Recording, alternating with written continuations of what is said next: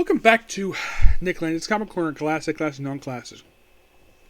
This is episode number 2416 and Doubleshot number 2310. We have Fantastic Four trade here, and also discussing the last four issues to discuss, and also in the one annual for Amazing Spider-Man. Yep.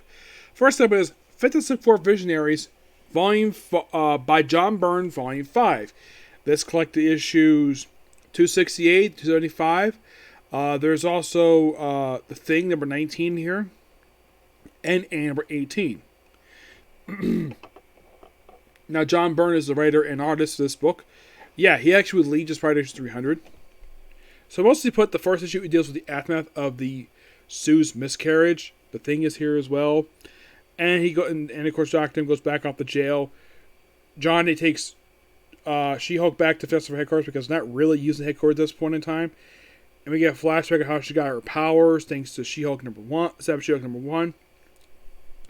Yeah, and the reason why that they're not using it much anymore because they're not living there anymore, it's mostly just a central meeting place because they have places that they're like Reed and Sue is later mentioned here that they have a place in Connecticut. And Johnny Storm's got an apartment in just nearby. She-Hulk probably the only person probably living here. And of course, Johnny Storm goes to a little tour of the place, like the I-Key stuff. In case you're curious, though, how long would She-Hulk stay as a member of the Fantastic Four? Okay. The answer to that question.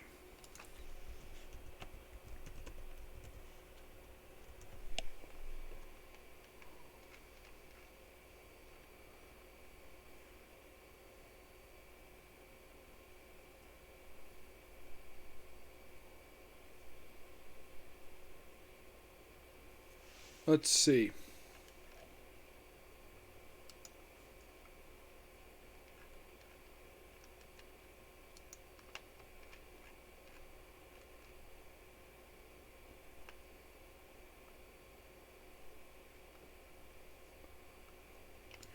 Let's see. She joined the 265. When did she finally lead the book?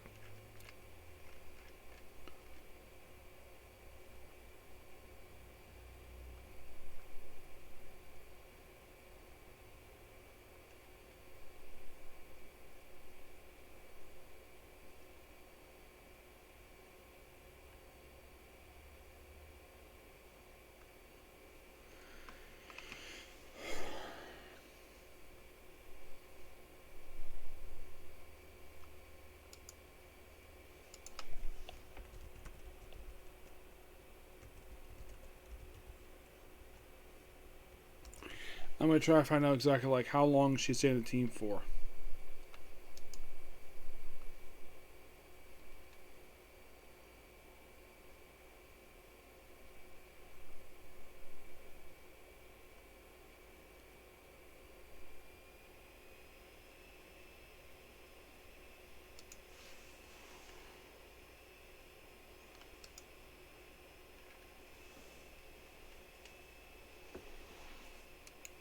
I think with issue 300 is when she left the team. Mm-hmm.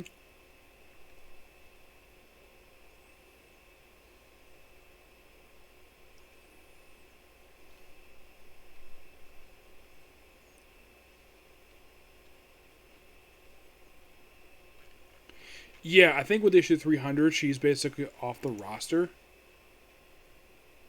Yep. Actually, no, she's still part of the roster. I think she basically rejoins the Avengers with issue 278. So she was there for a certain period of time. Let's see.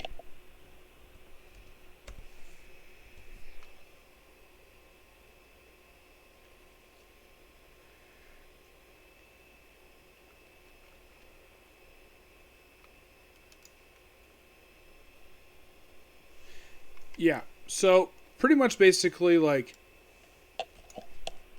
she's on the book for about 3 years, and then she got moved back over to Avengers like immediately afterwards. So I make a big guest appearance in Silver Surfer right after this. She basically rejoined the Avengers with issue 278. Mm-hmm. Yeah. So basically for about 3 years, she's basically part of the group. Mm-hmm.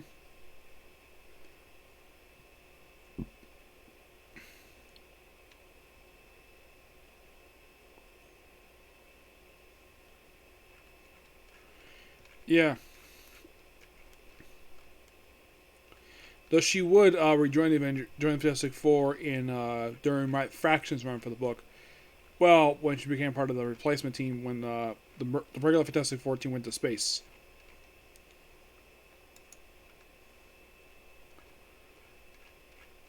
Yeah.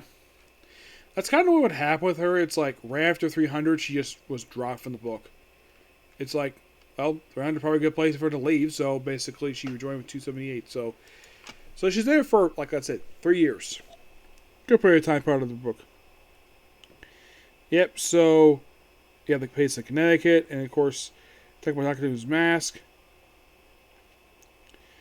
After that's wrapped up there, and of course, basically deal with Terminus. Before Terminus, we have Fantastic Four annual number 18. This annual is noteworthy for, like I said, the cover, the wedding of Black Bolt Medusa, and it's not getting interrupted. Nope, the ceremony is not interrupted. There's also something here with the Skrull, who's impersonating Storm. Really good wedding here. It's one of those rare weddings that was not interrupted by villains until after the ceremony happened, which is awesome. Yeah, and of course, they mentioned what happened with Sue's baby. And of course, they with Terminus with issue 269. And then 270. So you continue that storyline there. And of course, basically, like.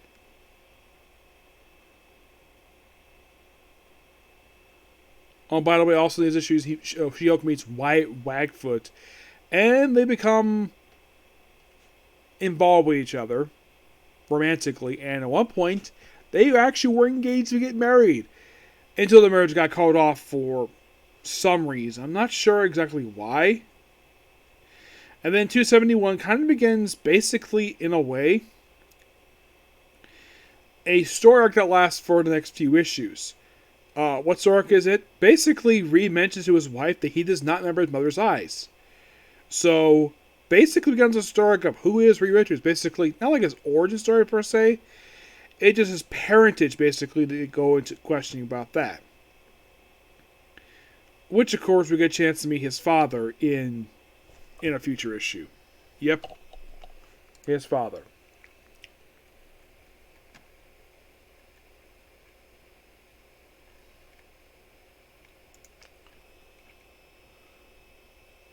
Yep, and then 272, we're introduced Nathaniel Richards, Reed Richards' father, who currently is deceased now. Yeah, he actually will be dead. Yeah, off screen.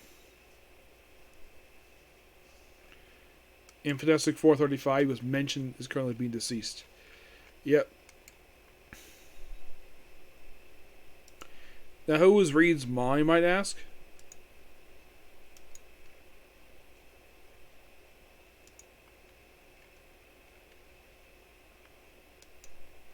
Well, they have the debut of a character named Cassandra Richards, and she meets her stepson. Yep. We're also introduced to Tara and Arthur. Actually, they show up a little bit later. But Reed's mom is Nathaniel Richards' first wife, Evelyn Richards.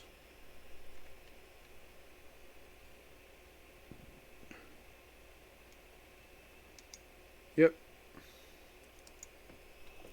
Yeah, and of course, by the very next issue, Reed meets his father, who is the warlord. And of course, his wife dies in that very issue, second wife. And I'm sure Reed probably told his father, hey, you have a grandson. Yep. And then, here's something interesting. This of course is really weird. Then we have The Thing. Yes. We have a story with The Thing from Thing's own book. Rocket Grim's Space Ranger. Yeah, we have a part of a story arc here. Where he is at his castle, he runs into Dracula, the Mummy, and the Frankenstein monster. Yeah.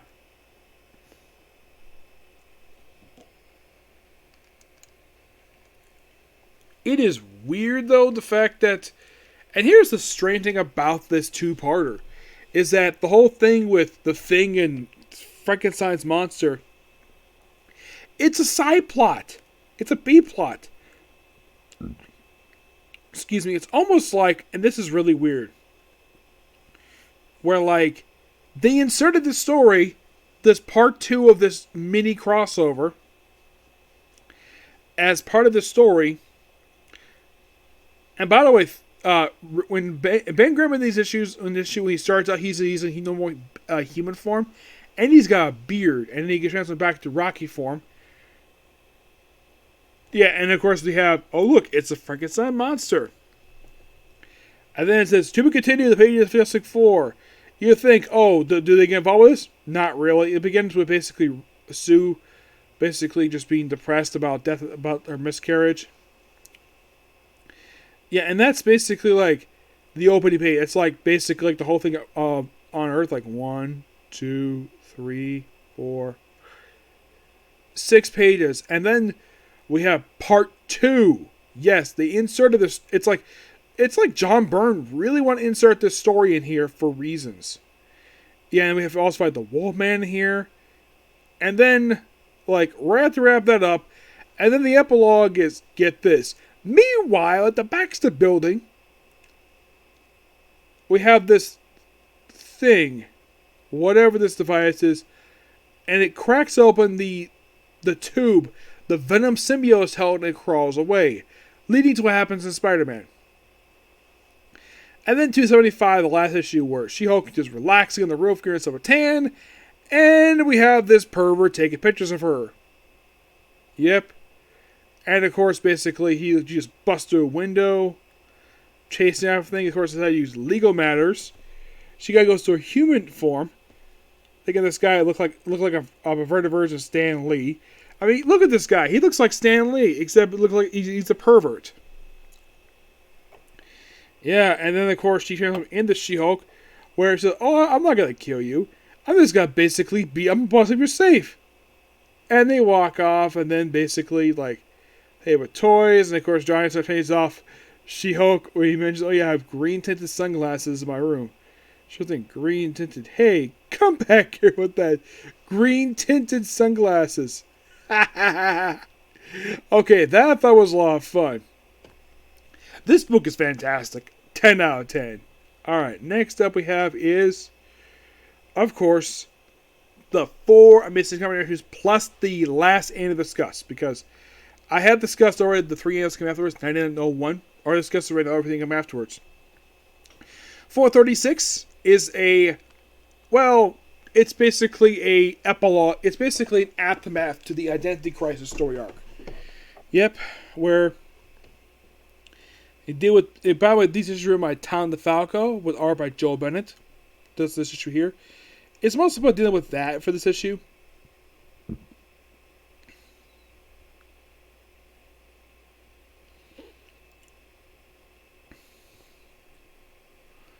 Yep, deals with Black Tarantula here.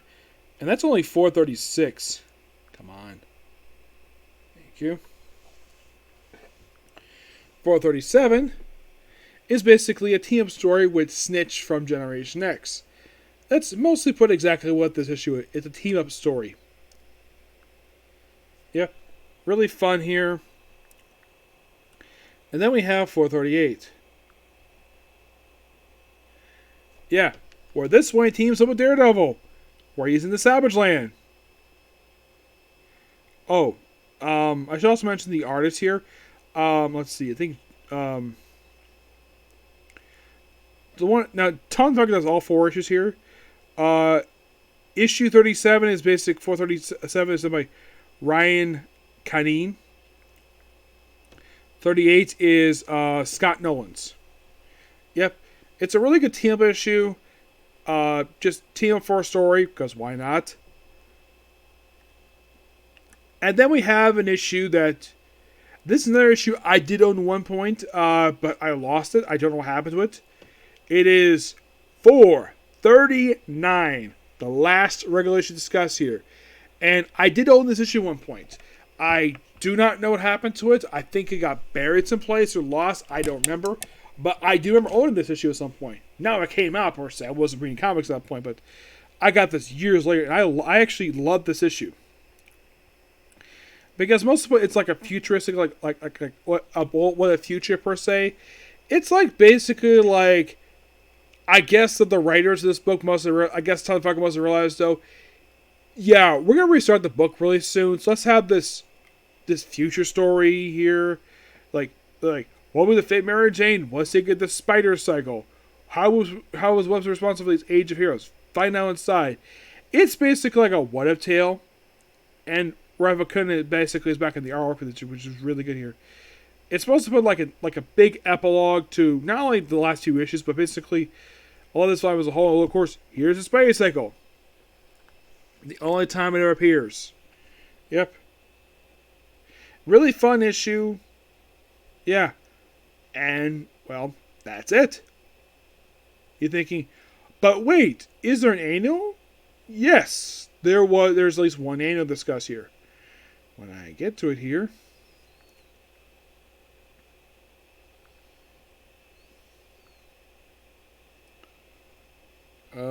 No, that's not it. Aha! There you are. No, not that one. This one. Annual 97. 98, which is the 31st annual. This is a team-up one with Spider-Man and Devil Dinosaur Moon Boy. Yep. It's team-up because 98 love team-ups. The writer for this book is, of course, Tom DeFalco. Artwork is done by Tom Lyle. It's mostly put they team for this one-off story here of Moon Boy and Devil Dinosaur. Yep, really fun annual. Just love it. That's really just a really good team-up story, a little fun story here. Yep, that's pretty much all to discuss here. And with that, I am up to date with Amazing Spider-Man. Yep, I'm completely up to date. I was originally going to do a different one for this review, but I figured though this book is about done, so get this one right down right now. So next Comic Corner will be definitely more Spider-Man and Deadpool. But next video is going to be Bleach. Okay, next video. Bye.